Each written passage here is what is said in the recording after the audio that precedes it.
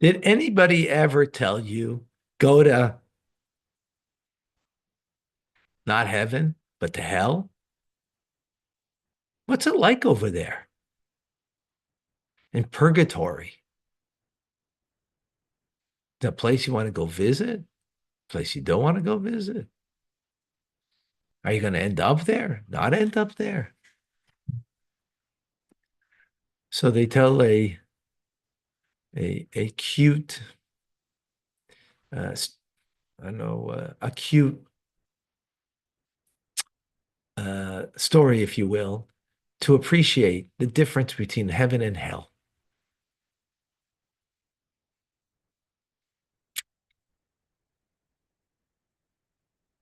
In heaven, when you go, everybody's sitting at a banquet table. Everybody's sitting at a banquet table, laden with all amazing, great stuff. And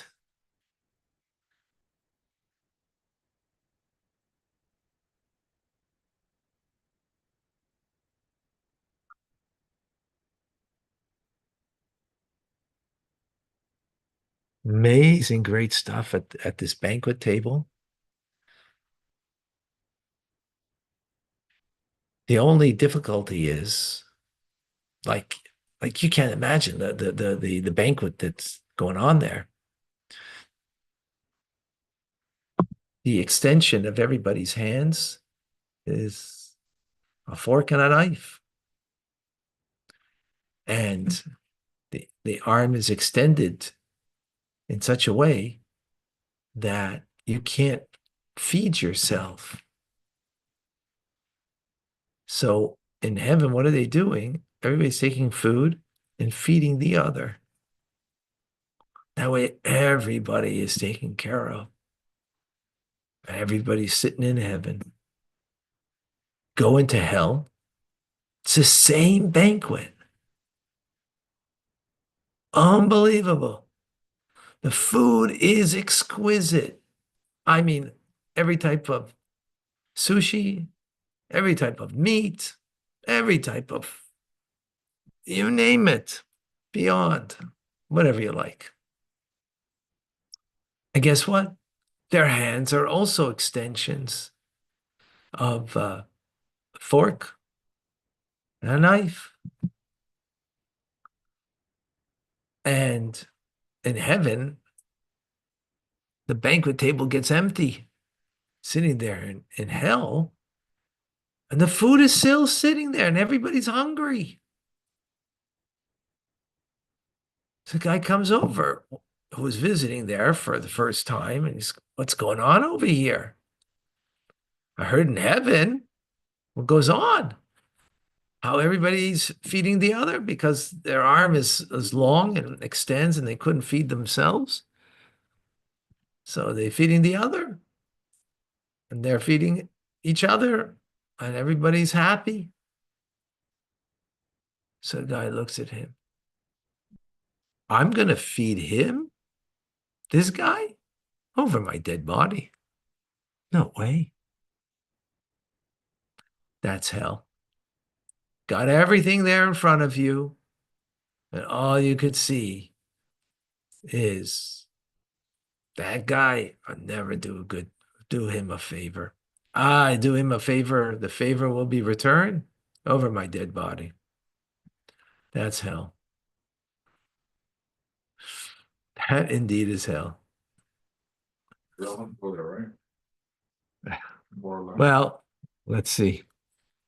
Welcome to Tanya today. I'm Rabbi Ronnie Fine coming to you from Chabad Zuch Kadeshim in Montreal, Canada, where it's a privilege and a pleasure to share with you the Tanya. Hopefully the Tanya will be heavenly, even though we might sometimes speak about hell. We might go through hellish things in life, but with the support of Tanya, we can make it into heaven. I don't mean after our lifetimes, but make heaven on earth. We begin today the eighth chapter. The eighth chapter will conclude the understanding of the animal soul, the makeup of the animal soul, the drive of the animal soul. And it's important that we get to know ourselves as we learn from chapters 2, 3, 4, and 5, the godly soul, and its makeup, its source above, its makeup, its self-expression. So now we learn about the animal soul. And that's important, as we will see when we get to chapter 9, because life being a battle, you got to know yourself. So we spoke in chapter 7 about the middle ground of klipa, of the shell that covers over on the divine. But the middle ground, it's covering over on it, but there's a ray of goodness that's there, of light, of divinity, that it's middle ground because it could be uplifted or degraded. So this world is created primarily klipas noiga, a mixture of good and bad, and we have a choice to use it for good or for the bad. That is, right? In other words, the intent is what's important over here, that when I'm eating something that's kosher for the Jew, or saying something that's kosher, then I'm saying it with an intent to connect to the divine. Therefore, it's elevated to the divine. Now, what happens if it's, let's say, forbidden foods, which forbidden foods in Hebrew is the word isur. Isur comes from the word bound. It's bound and attached to extraneous forces, right? Now, what happens if you unwittingly ate it? This non-kosher food. And we're talking about for a Jew because this is a law that applies for a Jew. A non-Jew can eat non-kosher food. And let's say you had intention to do it for the sake of heaven. You ate this food that's not kosher, but you unwittingly, you didn't know. You didn't know. So now we said before that your intent is what elevates the kosher food. Well, here unwittingly you ate non-kosher. So can you not uplift it, elevate it to the divine? So you can't, right? Even if you ate that food and indeed prayed to God with fervor and you learned Torah with dedication, right? And you go, from the energy that you derive from that food, it cannot ascend. It cannot ascend on high. It cannot be uplifted and upgraded. It's not kosher. You could, to appreciate this idea, take poison, God forbid, someone unwittingly ate poison. Say, well, I didn't mean to. It was an accident. I had intentions to have healthy food and that it should give me, invigorate and give me good life. It doesn't matter what your intention is because poison is poison. It's the same thing here. That which is poisonous to the Jewish soul is non-kosher food. And even though it was unwittingly, you didn't mean to, right?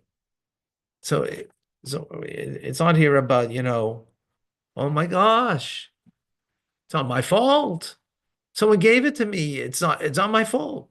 Well, not your fault either if someone gave you poison, but the fact is poison will kill, right? Or could kill. So it's not your fault. That's not the point over here. The point is the energy from that food it's now a part of you, of your flesh. It cannot be elevated. Why? Because it's captive in Sitzer Acher, in the three unclean klipes, and which doesn't permit the energy of that food to be elevated to sanctity, period. Even if it's only a rabbinic prohibition, doesn't matter. Rabbinic, biblical.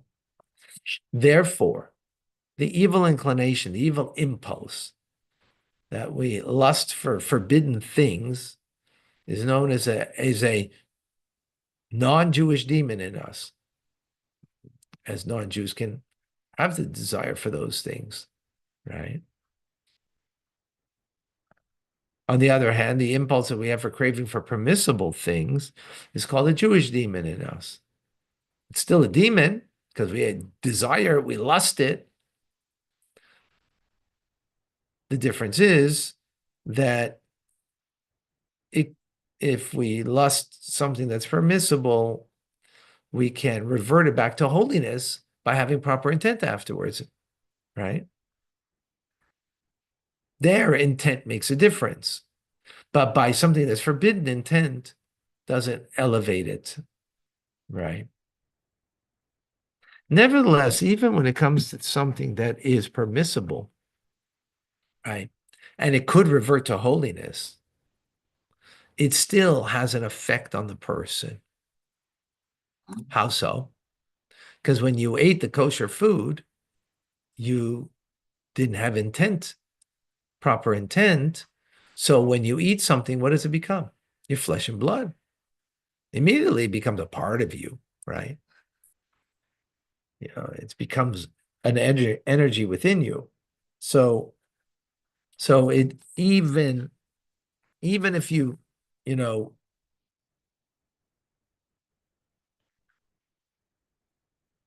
consume it for the sake of pleasure, right? You consume it just for the sake of pleasure. Mm-hmm. Kosher food. And then no, where was God here? I need to bring God into the eating here and do it with an intention to gain energy so I could serve God better and not for merely its pleasure, right? So yes, it affects you, and that effect, even if you kind of recognize and revert it and bring it back into a proper alignment with the divine, yet you're still going to, the body will still have to go through what's called purgatory of the grave because you had enjoyment from it as an end in itself. What does purgatory of the grave mean? It means there's needs to be a cleansing of the soul. There's a stain. Now, it might be a small stain, but a small stain versus a big stain is still a stain and still needs cleansing. So it might need less cleansing. But by the way, parenthetically, Alter doesn't say this here, but when you say Kaddish for a deceased person, we say up to 11 months because it might be the stain on the soul of that individual needs 11 months. We say no more than that because they're not, so wicked that they would need more. That's our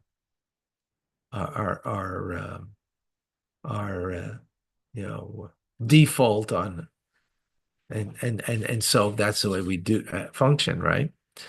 But it could be the person's soul will be cleansed, much earlier than that.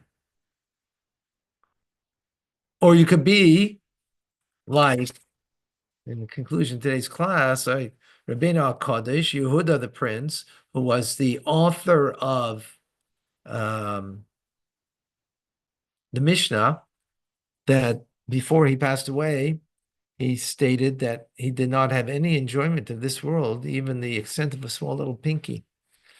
And you have to understand that this, he was the wealthiest Jew in his times. Not just the wealthiest Jew, but even non-Jews weren't wealthy like him. So he had every opportunity to have pleasure from his wealth. And yet he didn't have a pinky's worth of it. He was a holy man. So such an individual doesn't need to go through purgatory of the grave, doesn't need a cleansing, because everything he did was only for the sake of heaven, for the sake of God, for the sake of the connection to God. He never derived enjoyment as an end in itself. In other words, never motivated for the enjoyment that he has for his own benefit, only motivated to do that which God needs from him. But that's a holy person. But me, The rest of us, we're gonna go to purgatory, but that's okay. We'll all be in good company. What's important over here, though, is to appreciate. The only reason, and then this is parenthetical over here too.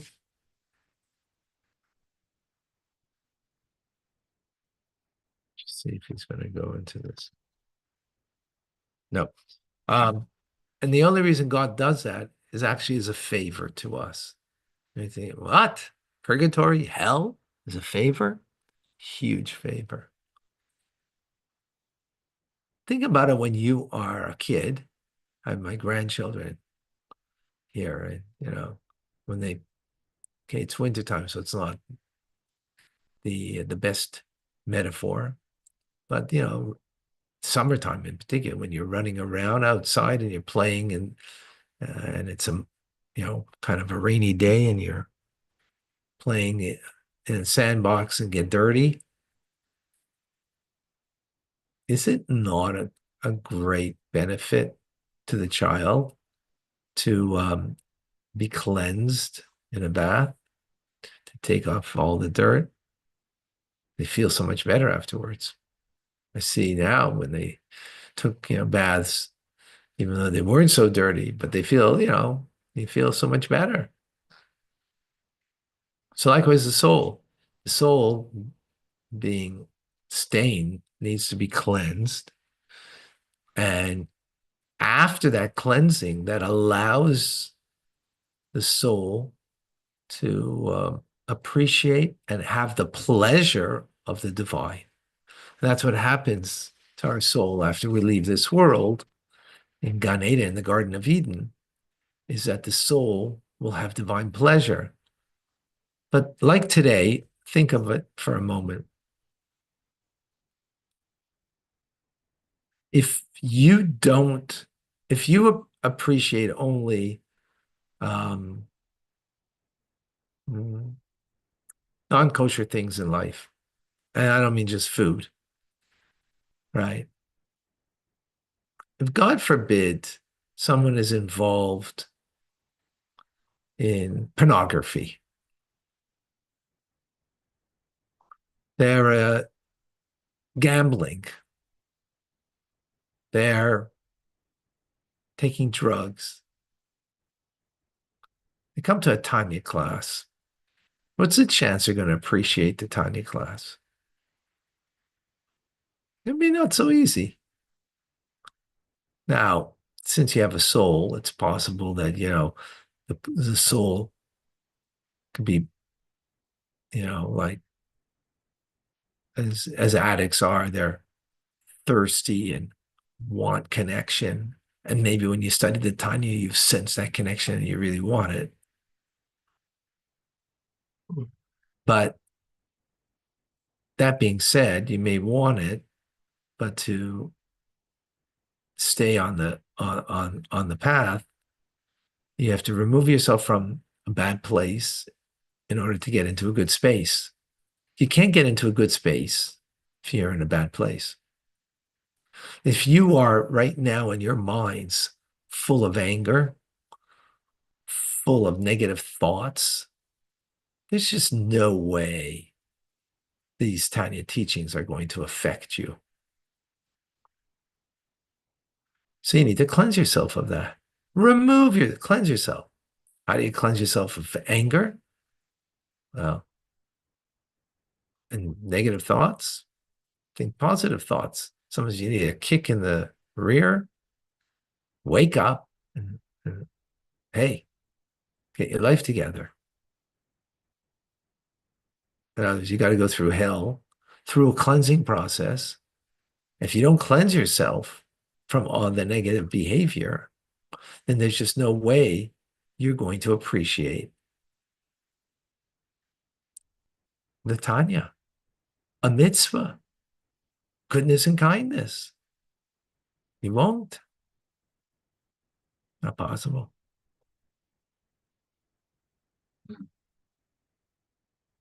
Not possible.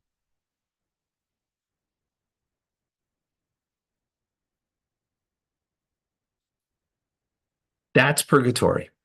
You got to be cleansed in order that then God will give you your soul in the Garden of Eden, the pleasure of the divine. That your soul will be tantalized and be just, ah.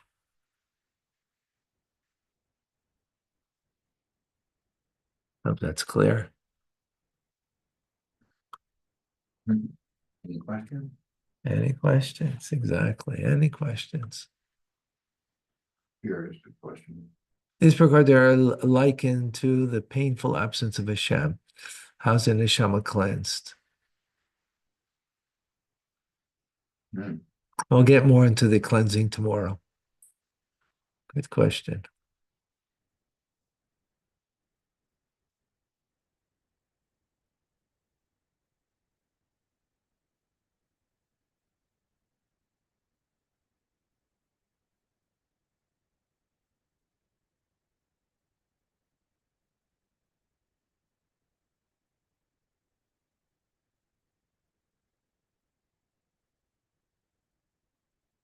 Okay, I don't see any questions otherwise. Yeah, we'll get into a little more details of what that process is.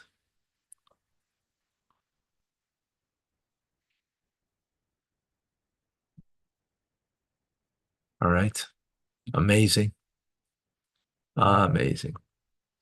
I'm Rabbi Ronnie Fine, coming to you. Chabad Zich and Kadeshim in Montreal, Canada. It's a privilege and a pleasure to share with you the Tanya. Have an amazing, great day.